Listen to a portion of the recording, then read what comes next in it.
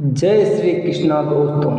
वह कौन सा कार्य है जिसको करने से हमें कुत्ते का जन्म मिलता है, और वह कौन से कार्य हैं जो हम मनुष्यों को नहीं करने चाहिए, जिसकी वजह से हमें नरक में जाना पड़ता है और हमें फिर कुत्ते का जन्म मिलता है। मित्रों, हिंदू ग्रंथों के अनुसार इस धरती पर रहने वाले सभी मनुष्यों को मृत्यु के बाद उसके कर्मों के अनुसार अलग अलग योनि में जन्म मिलता है। हमारे कुछ ग्रंथों में यह भी कहा गया है कि जो मनुष्य अपने जीवन में बहुत ही अधिक पाप करते हैं तो उन्हें ऐसी योनि में जन्म मिलता है और वे अपना दर्द किसी दूसरे को बता भी नहीं सकते हैं और ना ही किसी के साथ बांट सकते हैं। तो मित्रों, आज मैं आपको यही बताऊंगा कि वह कौन से कार्य हैं जो एक मनुष्य को अपने जीवन में कभी नहीं करने चाहिए, नहीं तो उसे कुत्ते का जन्म मिलता है। मित्रों,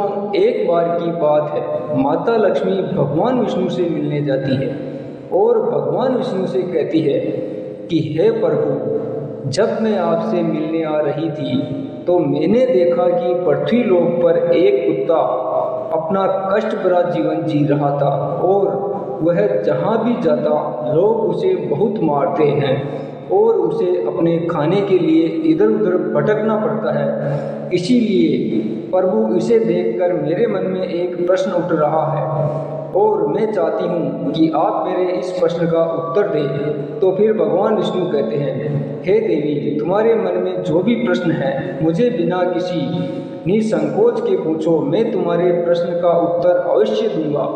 तो माता लक्ष्मी कहती है कि हे प्रभु, मेरा प्रश्न यह है कि किस पाप के कारण मनुष्य को कुत्ता बनना पड़ता है। तो फिर भगवान विष्णु कहते हैं कि हे देवी, आज मैं आपको एक कथा सुनाता हूँ जिसे सुनकर आपको आपके प्रश्न का उत्तर मिल जाएगा।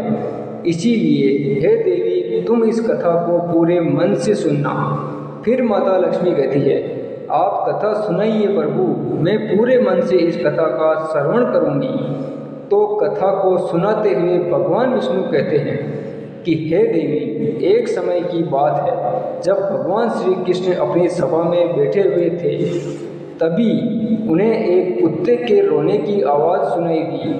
तभी सभा में मौजूद द्वारपाल ने कुत्ते को वहाँ से भगा दिया और अगले दिन वही कुत्ता उसी स्थान पर आकर रोने लगा और इस बार भी द्वारपाल ने उस कुत्ते को वहाँ से मार कर भगा दिया। फिर वापस सभा के तीसरे दिन भी वही कुत्ता उसी स्थान पर आकर फिर से रोने लगा।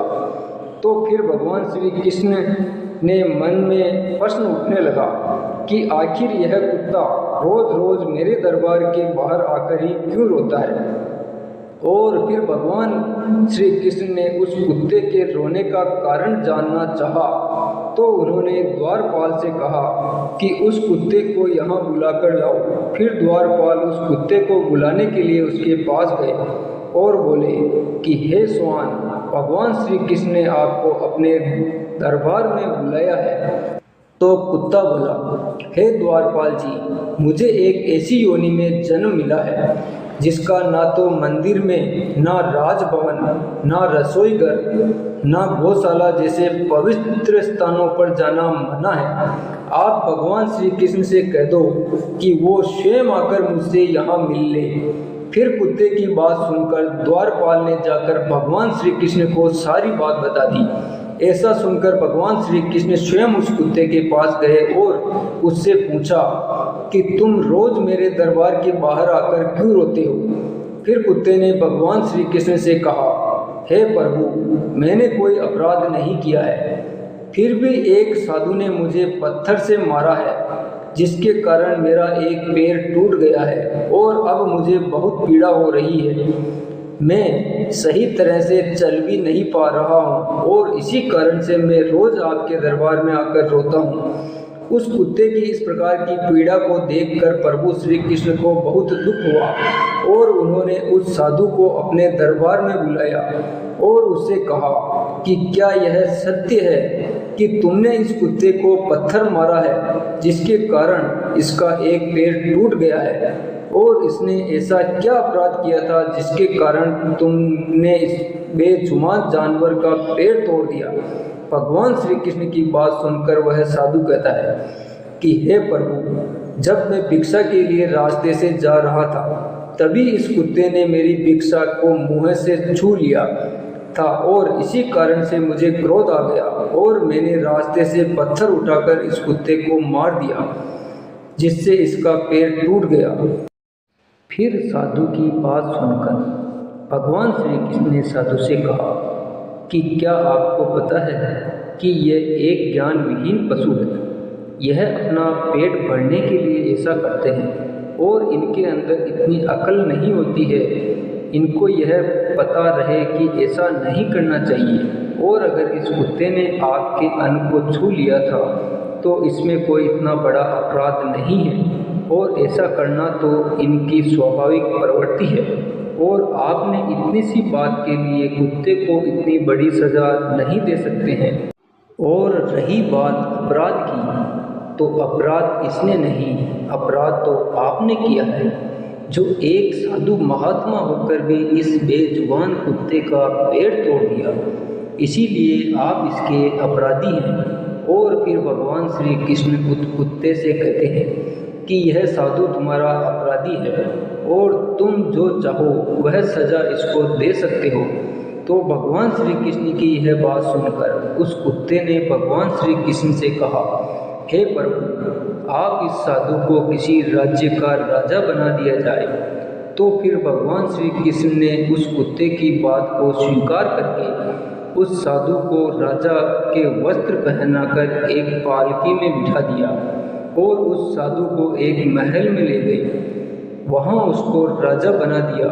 और यह सब कुछ देखकर साधु बहुत खुश था और यही सोच रहा था कि सही में इस कुत्ते में अक्ल नहीं है। मैंने उसकी टांग तोड़ दी पर उसने मुझे सज़ा देने की बजाय एक राजा बना दिया। और यह सब देखकर वहाँ के सभी लोग बहुत आश्चर्यचकित थे।